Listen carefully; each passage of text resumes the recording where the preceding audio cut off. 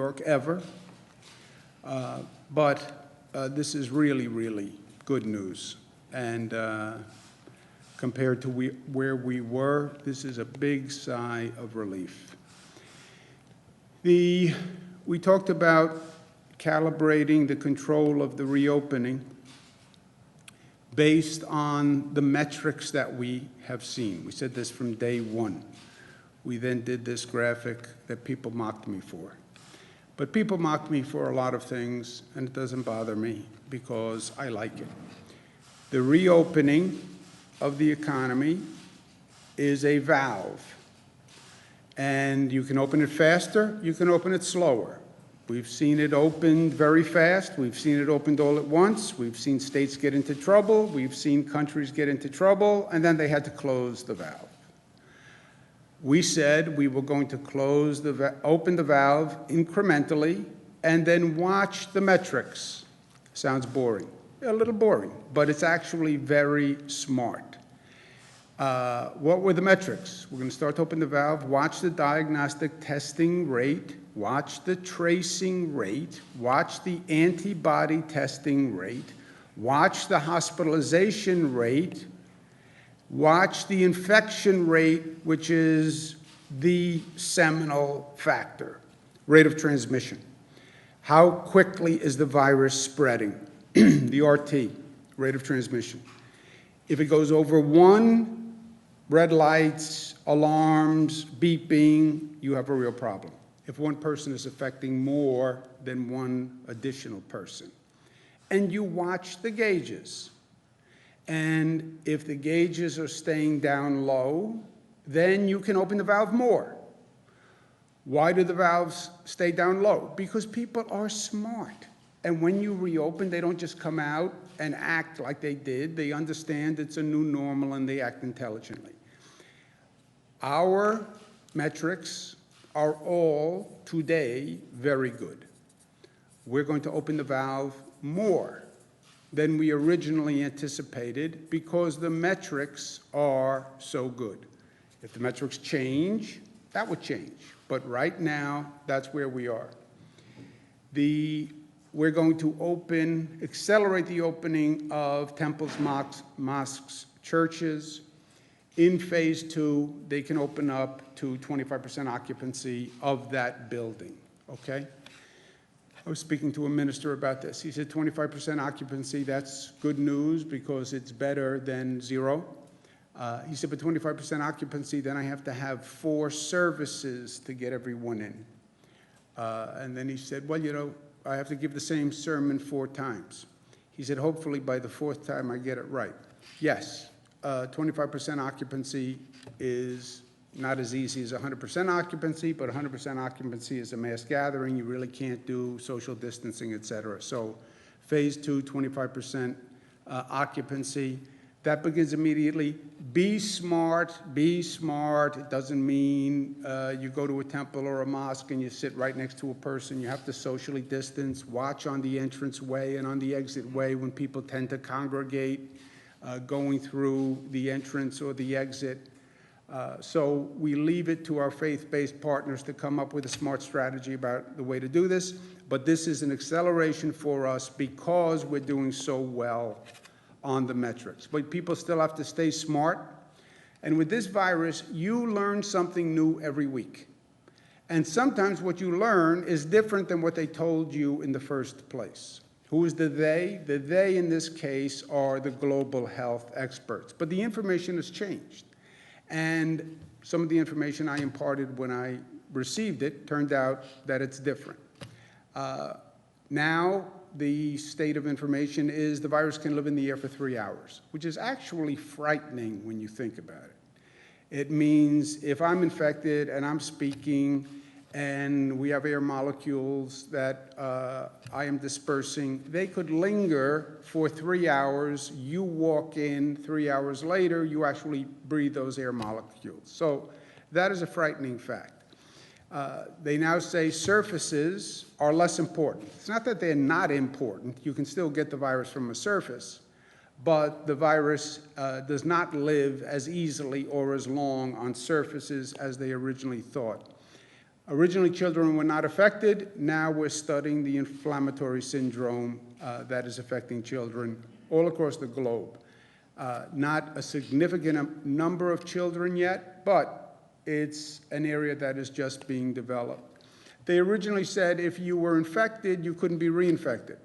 And that was theoretically a way for the workforce to go back to work. People who were infected were going to go back to work because they couldn't get reinfected. Well, that's wrong. Infected people may be able to get infected.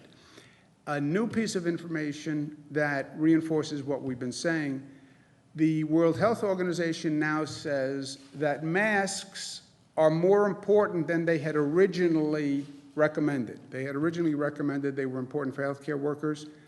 They are now saying that they're helpful for the general population. On masks, if you remember, when masks first started, the CDC or the federal agencies were saying, yeah, they couldn't hurt, but maybe they weren't great. That's come a long way. The masks are, the more people have learned, the more important the masks are.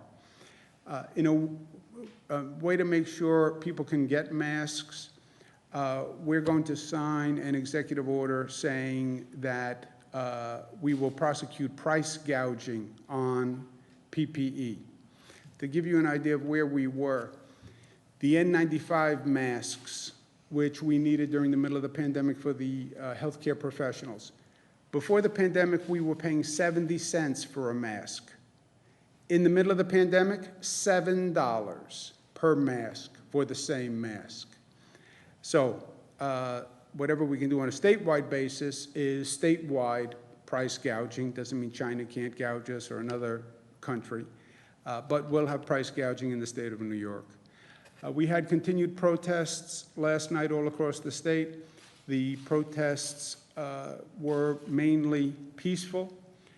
I think Barbara Jordan, God rest her soul, who was a great representative in this country, said it right. What the people want is very simple. They want America as good as its promise. And that's what the protesters are saying. They're saying enough is enough. Mr. Floyd's death, Eric Garner's death, Abner Louima's death, Amadou Diallo's death, Rodney King's death. When does it end? And I think they're right. This is a national moment for change, and New York is going to lead the way on this change. We have always done it and will continue to do it. You know, when it comes to change, there's talk and there's action, right? I told you my grandfather, when a politician used to come on TV and I'd be watching the TV, any politician would come on, my grandfather would go like this. And I didn't know what that meant. He was an Italian immigrant, and he said a lot of things that I didn't really understand. And one day I said, Grandpa, what is that? He said, oh, the politicians, that's all they do is talk. That's all they do is talk. We should do this, we should do this, we should do this. Yeah, do something. What have you done? What have you actually accomplished for people besides this? New York, we're about doing, we're about action, we're about results. Seize the day, carpe diem. We have a moment here where we can make change. It's not just about seizing a day, seizing a moment. How do you say seize the moment in Latin? Nobody knows. I took Latin, I should know. Carpe momentum is my Latin translation. I took Latin in high school. I wouldn't vouch for that, but that's the best I could do. Carpe momentum, seize the moment. And we have a moment. And New York is going to seize the moment. The legislature is going to come back next week. We have the Say Their Name agenda, transparency of prior disciplinary actions for police officers, the 50A bill. No chokeholds. No chokeholds. How many times do you have to learn the same lesson? No false race-based 9/11 reports. The Attorney General is an independent prosecutor for police murders, which I did as an executive order 5 years ago. Let's codify it. So it's not up to the next governor to decide whether or not they want to do it. It will be in the law. Pass the bills. Actually make the change. Then other states will look at New York and say, well, New York did this, why can't we do it? That's New York at its best. That's the history of New York, right? That's Stonewall, that's Triangle Shirtwaist Factory Fire. That's New York at its best, leading the way. That's what we did when we passed marriage equality, and the rest of the country said, oh, let's look at that. And we passed the bill and went right across the nation. Free college tuition, minimum wage, $15, so people can actually live and pay rent and eat all at the same time. The best gun safety law in the United States after Sandy Hook massacre, right? Carpe momentum, the most aggressive renewable energy program, and will be the first with the best criminal justice reform. That's the plan for next week. Next week on Monday, New York City opens, starts phase 1. That's great news. You look at the numbers on New York City, they have dropped dramatically.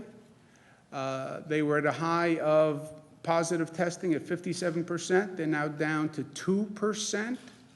You want to talk about a turnaround? This one, my friends, is going to go in the history book. New York was the hardest hit. And in 98 days, we have gotten to a much, much different place. There is no state in the United States that has gone from where we were to where we are. No state in the United States that has gone from where we were to where we are.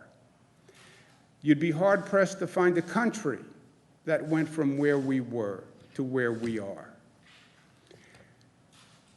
Hospitalizations went from 12,000 down to 1,500. Phase 1 guidelines starts Monday. It's construction, it's manufacturing, it's curbside pickup. Pursuant to these rules, curbside pickup, in-store pickup where curbside is not practical. They're prearranged, you're not there to browse and shop, social distancing. Construction and manufacturing, masks must be worn. And again, WHO just pointed out how important they are. Employer must provide masks, no congregate settings. We're sending 1 million masks to the MTA, 25,000 gallons of hand sanitizer, made right here in the state of New York, 2-ounce bottles for the MTA reopening. The MTA will reopen with disinfected train cars, never heard of before. They used to complain about how dirty they were. They are now disinfected for the first time.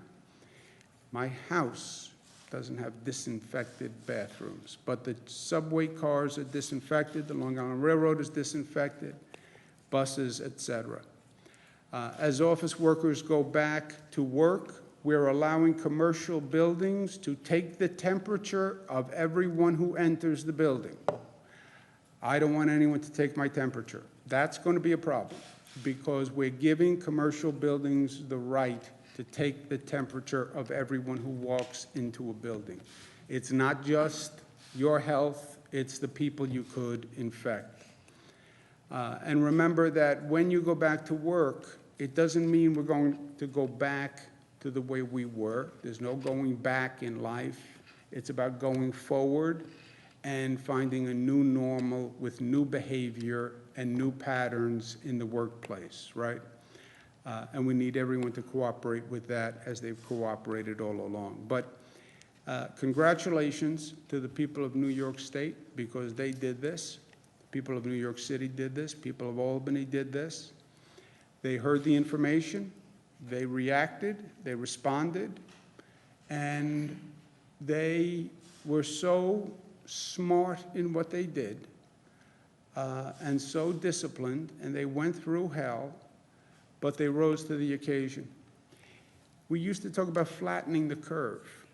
These signs that the state put up, do your part, flatten the curve. That's where we started. We didn't just flatten the curve, we bent the curve, right? Flatten the curve was stop the increase and get to a plateau. That's the flat of the curve, get to a plateau. We went beyond that in New York. We didn't flatten the curve, we bent the curve. And we went from the worst to one of the best in a very short period of time. This is the New York curve, this is the rest of the nation. And they did not have the problem that we had. New Yorkers did it. Don't get cocky, don't get arrogant. They say New Yorkers are arrogant. I think they're talking about some of the people in this room. New Yorkers are arrogant. Don't get cocky, don't get arrogant, but all the arrows are pointed in the right direction. And we're going to stay New York tough, smart, united, disciplined, loving. Questions? Are reporters still seeing peaceful protesters who are being shot by law enforcement, or have been, in recent days, hit with batons by law enforcement? Should peaceful protesters be shoved or hit with batons if they don't clear out as fast as officers want? And how should officers enforce their curfew? The Attorney General is doing an investigation of these situations currently. This is reality TV. As the protests are going on, they are on video, and the Attorney General is investigating them as they occur. And a police officer who acts wrongfully will be called to task, period. Body cameras, videos, cell phones. The investigation is ongoing now. The action will be in real time. The Attorney General has to produce the report in about 3 weeks.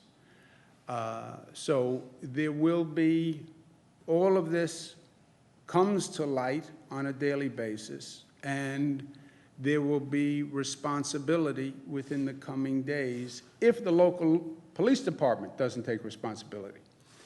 Buffalo, Mayor Brown, I think acted appropriately and quickly. That was a horrendous situation in Buffalo. And we saw pictures of that.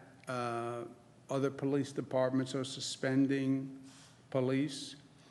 But police have to do their jobs, protect public safety, but there's also police abuse. There's abuse of power. Protesters, most of the protesters are peaceful. They are indignant. It is righteous indignation.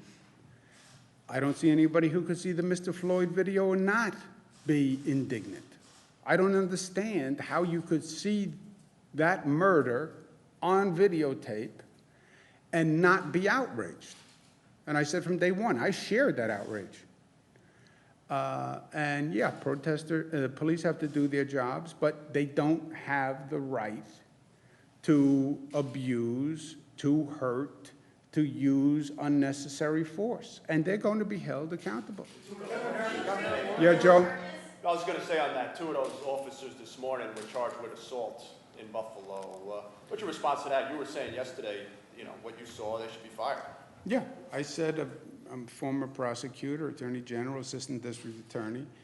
I don't like to get ahead of the local prosecutors because very often a prosecutor knows something that you don't. I think if they know something that you don't, they should tell you because it's a big public confidence factor. But I said right away after Buffalo, I think the DA should look at it. I think there was criminal liability from what I saw on the video. And I think what the mayor did and what the district attorney did was right, and I applaud them for acting as quickly as they did. There's no tolerance for delay in justice in society anymore, right? Justice delayed is justice denied. I think in Minnesota, they got into trouble when the district attorney came out and said, well, I'm looking, I'm thinking, I know things that you don't know. People won't hear that anymore. You know things that I don't know. Tell me what you know. Tell me what you know that is different than what I saw on the video, right? I saw the video. I saw what happened. Well, I know something else. Tell me what you know that is better than what I saw, right? That's what they were saying in Minneapolis. So, Buffalo video, we saw the video. What we saw was horrendous and disgusting, I believe illegal. So if there's something else that I didn't see, or if what I saw was not correct, then tell me. Otherwise, do justice. And that's what the mayor did, and that's what the DA did. And good for them, good for them. And look, all of these are difficult situations, right? And I understand that this situation is superheated. It is controversial. People are frightened. People are polarized. There is no path that is going to make everybody happy. There's no path that is going to make everybody happy. There is no path. There is a path to do the right thing and to do the just thing. But there is no path to make everybody happy. And I think what the mayor did and the district attorney did was the right thing, right? I tell my people inside when they want to go through a whole protracted policy debate, I said, tell me, what is the right thing? I said, what is the right thing? All right, what does your gut say is the right thing? Forget trying to make people happy. Never works. Never works in life. Doesn't work in personal relationships, doesn't work in government. Just do the right thing. Yes? I have a question. Are you concerned that people are going to be walking away from their law enforcement careers, just with the resignations that we saw for 57 in support of their fellow officers in Buffalo? And not having a law enforcement background, I'm hearing criticism from those in the law enforcement communities that we don't know the full story because we didn't see what was going on beforehand. And when you're assigned to a unit like that, you have to keep going. And that's why there are EMTs there. And, you know, you can't bend over in the gear that you're wearing. You don't have the proper PPE to bend down and help somebody. And that's why there are EMTs on the scene. Not my words, what's being said to us. I understand the argument that the police are trained to continue to move forward. I understand that argument. I don't know how that addresses the violence initially that knocks the man to the floor, right? Doesn't excuse that. And again, on these theories of you don't have the whole story. Well, then show me the whole story. If you have something different than what I saw, then tell me, because I know what I saw, and what I saw was terrible. So if you want to tell me you have something else, then tell me about something else. And look, a bad police officer is the enemy of every good police officer. No good, you know, from a police officer's point of view, they get tarnished by the bad act. And the police force loses respect and trust with the community by the bad act. And that's why the police are in such a difficult position also. No good police officer is going to defend this behavior. And I don't think they should. And if a police officer is saying, well, look, unless I get to knock people to the ground and hit them with a baton for no reason, I don't want to be a police officer, then don't be a police officer. Did you have a point? No, I just wanted to also correct that those 57 officers didn't actually resign. They resigned the unit. But it had been misreported initially, I think misinterpreted, so I just wanted to make sure that was clear. They resigned, as I understand it, from serving on this emergency task force, but they kept their job. They're still getting a check. Outside of these protests and outside of the Buffalo situation, you've called for local prosecutors to not investigate or to have an independent investigation of police abuse. Can you kind of describe what your office or what your administration is doing to make that a reality on the ground? Have you spoken with local DAs to persuade them? Are you drafting up any legislation to make that a reality or any executive order? It's the executive order that I did on the Attorney General and that we're codifying in law. Or any further police abuse, you know, such as, you know, a rough arrest, not something that's directly No, I related said to the murder. district attorneys. The only thing I said to the district attorneys was they should prosecute the looters. They should prosecute the looters, and they should prosecute people who committed criminal acts.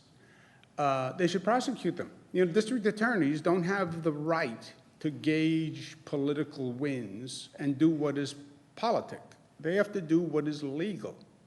And the looting that happened in New York City was reprehensible and frightening. And the last thing we need in New York City now is another frightening circumstance, right? We had COVID, we went through that, people were petrified. On top of that, now they have to worry about rampant looting, out of control, and a police force that isn't managed properly and didn't have the resources to stop the looting? No. Let's take one more. Jesse? Governor, along those lines, have you had any indication that the curfew could be extended beyond this weekend in New York City? I've not had any conversations about it. And would you support such a thing? I don't know what it is. You'd have to see what the proposal is. It's a beautiful Saturday. It's a beautiful Saturday. We had a great conversation. Enjoy the sun. I will see you tomorrow.